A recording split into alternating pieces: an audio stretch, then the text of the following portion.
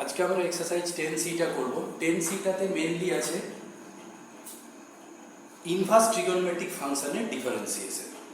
তো inverse trigonometric ফাংশনের differentiate করতে গেলে বিভিন্ন যে ইনভার্স ফাংশনগুলো আছে তাদের ডেরিভেটিভের ফর্মুলাগুলো 11-এ ছিল না, ওইগুলো এখানে নতুন। তো আগে আমি ফর্মুলাগুলো বলে দিই, ফর্মুলার ডেরিভেশনগুলো কীভাবে এসছে সেটা দেখিয়ে দিই, তারপর সামগুলোতে আসছে। তো প্রথম হচ্ছে ইনভার্স ফাংশনের ডেরিভেটিভের ফর্মুলাগুলো কি কি হবে।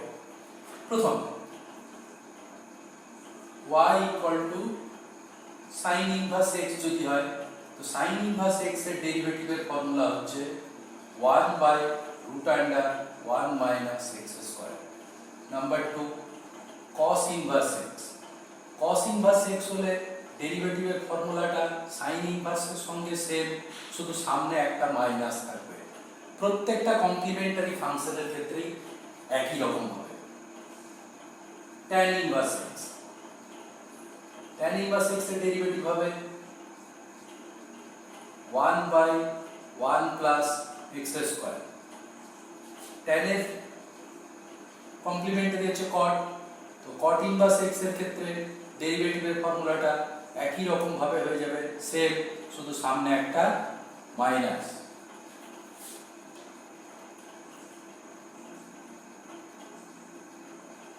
sec inverse x, sec inverse x এর হবে 1/x√x² - 1। cosec ইনভার্স x এর একই রকম হয়ে যাবে, আগের মতোই চেঞ্জ হয়ে যাবে, সামনে একটা শুধু মাইনাস।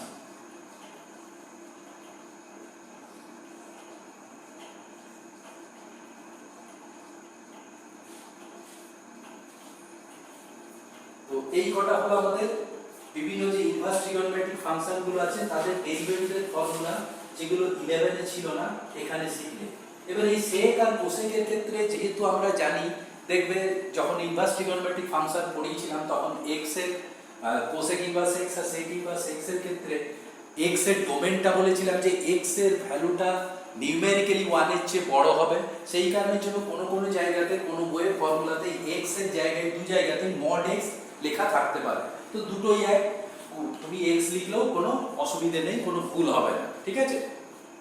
এবার এই ফর্মুলাগুলোর একটা প্রুভিংটা আমি দেখিয়ে দিই যে কিভাবে এই ফর্মুলাগুলো এসছে। সাপোজ ধরো sin ইনভার্স x এর ক্ষেত্রে sin ইনভার্স x এর ডেরিভেটিভের ফর্মুলাটা কি করে আসছে, তাহলে y sin ইনভার্স x আমরা যদি ঘুরিয়ে লিখি তাহলে sin ইনভার্স x y। এবার sin ইনভার্সটাকে যদি ওই দিকে নিয়ে যাই তাহলে x sin y। এবারে এইটা x টা তাহলে y এর ফাংশন, আমরা এটাকে y এর রেসপেক্টে ডেরিভেটিভ করছি, তাহলে dx/dy টা হবে cos y, কারণ sin y এর ডেরিভেটিভ cos y। এবার dx/dy টা cos y, তাহলে dy/dx টা কত না 1/cos y। এবার sin y টা x, তাহলে cos y টা কত লিখতে পারি না cos y টা আমরা লিখতে পারি 1/√1 - sin²y। এবার sin y মানে হচ্ছে x, তাহলে কত দাঁড়িয়ে গেল 1/√1 - x²। তাহলে এইটা হয়ে গেল sin ইনভার্স x এর ডেরিভেটিভের ফর্মুলা। প্রত্যেকটা ডেরিভেটিভের ফর্মুলা এই একই ভাবে আসবে যেভাবে sin ইনভার্স x এরটা আমি দেখালাম, ঠিক আছে।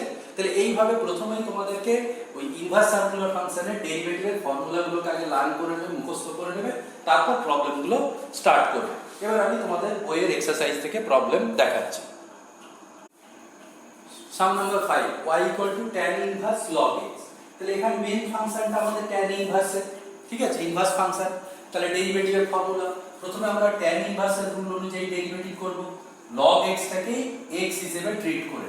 তাহলে tan ইনভার্সের ফর্মুলা হচ্ছে 1/1 + x এর স্কয়ার। তো এখানে x এর জায়গায় log x আছে, তাহলে সেই জন্য log x এর স্কয়ার ইনটু, তাহলে tan ইনভার্সের কাজ হয়ে গেল আমাদের, এটা চেন রুল অনুযায়ী হচ্ছে, ঠিক আছে। তাহলে প্রথমে tan ইনভার্স আছে, log x টাকে x হিসেবে ট্রিট করে ফর্মুলাটা লিখলাম। এবারে যেটাকে আমরা x হিসেবে ট্রিট করছি সেটা তো অ্যাকচুয়ালি x নয়, তাহলে চেন রুল কি বলছে না tan ইনভার্সের পর আমরা log x কে দেখতে পাচ্ছি, তাহলে log x এর ডেরিভেটিভটা এবারে এর সঙ্গে মাল্টিপ্লাই করব, তাহলে log x এর হয়ে গেল 1/x, তারপরে আছে x এর কত হয় 1, তাহলে আর কিছু বাকি রইল না, কমপ্লিট। তাহলে এই তাহলে ডেরিভেটিভটা আমাদের দাঁড়িয়ে গেল x * 1/√1 x into 1 plus log x তার হোল স্কয়ার। ওকে, তাহলে এইভাবে আমরা ডেরিভেটিভটা করলাম। এবার পরের আরেকটা প্রবলেম লিখছি, দেখো sum number 11, y equal to tan inverse cot x। তো এই যে tan ইনভার্স cot x যখনই দেখবে ট্রিগোনোমেট্রিক ইনভার্স ফাংশনের সঙ্গে নরমাল ট্রিগোনোমেট্রিক ফাংশনও ওর মধ্যে ইনভলভ হয়ে আছে, চেষ্টা করবে ওইটাকে আগে সিম্পলিফাই করে নেওয়ার, তারপর ডেরিভেটিভ করা। ঠিক আছে? তো প্রথমে সিম্পলিফাইটা করে নিয়ে ডেরিভেটিভটা করলে কি হবে না, ডেরিভেটিভ করাটা অনেক সহজ হয়ে যাবে। আর তুমি যদি প্রথমেই ডিফারেন্সিয়েট করো দিয়ে পরে সিম্পলিফাই করতে যাও, সেটা অনেক কঠিন হয়ে যাবে। সেই জন্য যখনই ইনভার্স ফাংশনের সঙ্গে নরমাল ট্রিগোনোমেট্রিক ফাংশন ইনভলভ থাকবে কম্পোজিট ফাংশন ফর্মে, তখন আগে ওটাকে সিম্পলিফাই করবে, তারপর ডেরিভেটিভ করবে। ঠিক আছে? তাহলে ডিফারেন্সিয়েশনটা অযথাই ক্রিটিক্যাল হয়ে যাবে। তাহলে আমরা এটাকে একটু সিম্পলিফাই করি। কিভাবে সিম্পলিফাই করছি দেখো, বাইরে tan ইনভার্স আছে।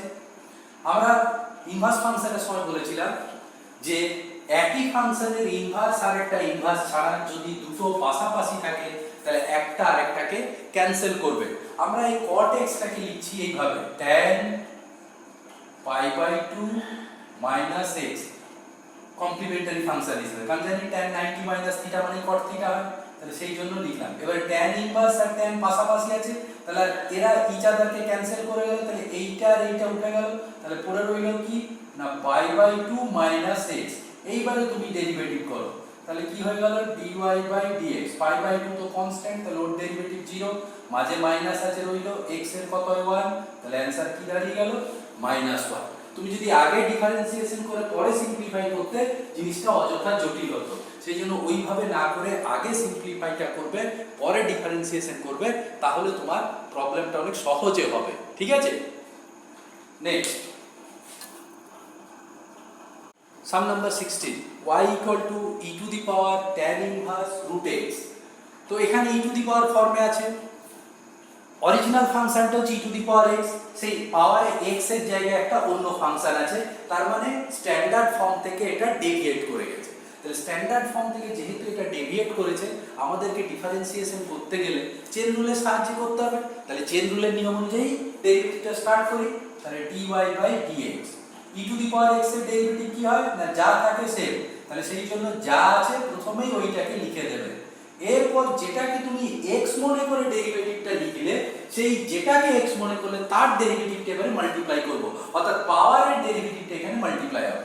পাওয়ারে প্রথমে দেখতে পাচ্ছি tan ইনভার্স, tan ইনভার্সের ডেরিভেটিভের ফর্মুলা কি 1/1 প্লাস যার tan ইনভার্স আছে সেইটার স্কয়ার, তাহলে 1 প্লাস রুট x এর হোল স্কয়ার 1/, তাহলে হয়ে গেল। এরপরে tan ইনভার্সের পর নেক্সট দেখতে পাচ্ছি রুট x।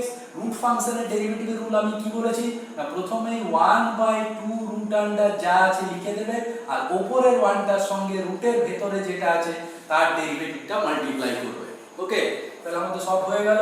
তাহলে কি দাঁড়ালো এবারে e to the power tan inverse root x into না করে পুরোটাকে ডিভাইড বাই করে দিতে পারি, রুট x এর স্কয়ার মানে x into 2 root x, 2 root x টাকে আগে করে দিলাম, 2 root x into 1 plus x। তাহলে এইটা হয়ে গেল আমাদের পুরো ডিফারেন্সিয়েশনটা। ওকে, তাহলে প্রথমে e টু দি পাওয়ারের জন্য যা আছে সেটাই লিখবো, ইনটু পাওয়ারে যেটা আছে তার ডেরিভেটিভটা মাল্টিপ্লাই করব।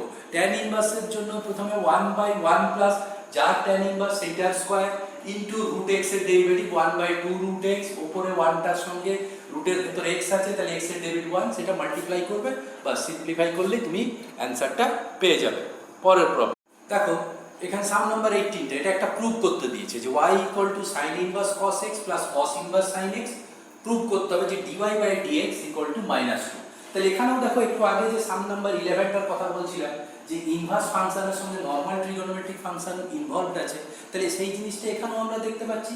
তাহলে সেই ফাংশনগুলোকে আমরা কি বললাম না, প্রথমেই আমরা ওটাকে সিম্পলিফাই করব, সিম্পলিফাই করার পর ডিফারেন্সিয়েশনটা করব, কখনোই আগে করব না। আগে করতে গেলে জিনিসটা আননেসেসারি ক্রিটিক্যাল হয়ে যাবে, সেইটা আমরা করতে চাই না। এইটার উপরে পরে আমরা একটা স্পেশাল এক্সারসাইজ করব, তোমাদের বইয়েই আছে, ঠিক আছে, যেখানে ট্রিগোনোমেট্রিক ফাংশনগুলোকে সিম্পলিফাই করে তারপর ডেরিভেটিভ করতে হবে, নানা রকমের প্রুভিং আছে, ঠিক আছে? তখন আরো ভালো করে আমরা অনেক কিছু আরো প্রবলেম এই টাইপের করতে পারবো। এখন স্টার্টিং এর জন্য তাহলে আগে এটাকে সিম্পলিফাই করি। সিম্পলিফাইটা একদম ঠিক আগের প্রবলেমটার মতো করেই করব।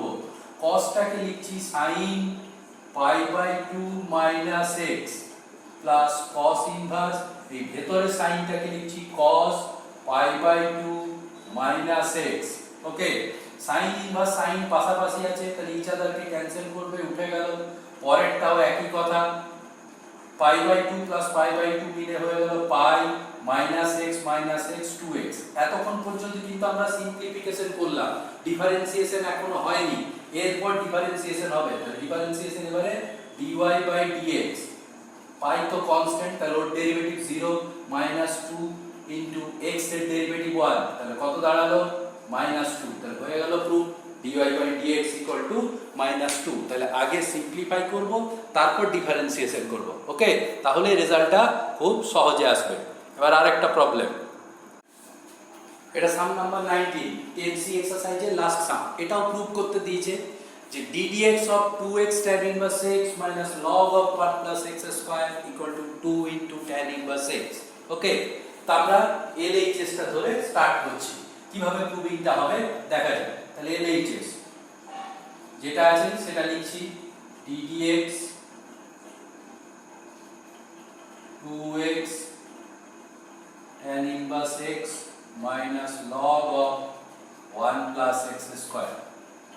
তাহলে টার্ম বাই টার্ম ডিফারেন্সিয়েশন হবে, মাঝে প্লাস আছে, তাহলে এইটার ডেরিভেটিভ মাইনাস এইটার ডেরিভেটিভ হবে। এইটার ডেরিভেটিভ করতে গেলে এটা দুটো ফাংশনের প্রোডাক্ট আছে, তাহলে প্রোডাক্ট রুল অনুযায়ী 2টা যেমন আছে থাকলো, প্রথমে x এর ডেরিভেটিভ 1, তখন tan ইনভার্স x ফিক্স থাকলো, দি প্লাস 2x টা থাকলো, এবার tan ইনভার্স x এর ডেরিভেটিভ 1/1 প্লাস x স্কয়ার।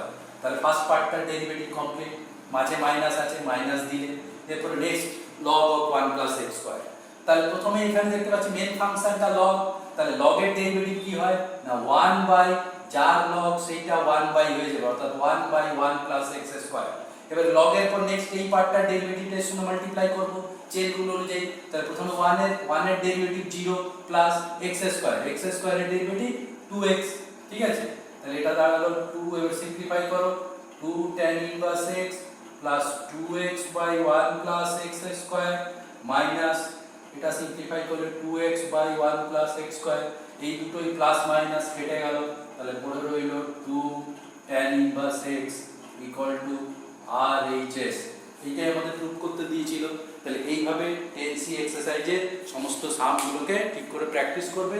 এক্সারসাইজটা খুবই ছোট, হার্ডলি 15-20 মিনিট লাগবে সব কটা সাম করতে, যদি খুব বেশি লাগে, তার বেশি টাইম লাগার কথা না, খুব সহজ। প্রথমে ফর্মুলাগুলোকে একবার ভালো করে দেখে নেবে, তার সঙ্গে আগের ফর্মুলাগুলো থাকবে, চেন রুল থাকবে, সব মিলিয়ে 10C এক্সারসাইজটা হার্ডলি মিনিট 15-20-র মধ্যেই তোমরা গোটাটা করে ফেলতে পারবে। যেগুলো অসুবিধা হবে আমাকে গ্রুপে পোস্ট করবে, আমি সলভ করে দেবো। ওকে।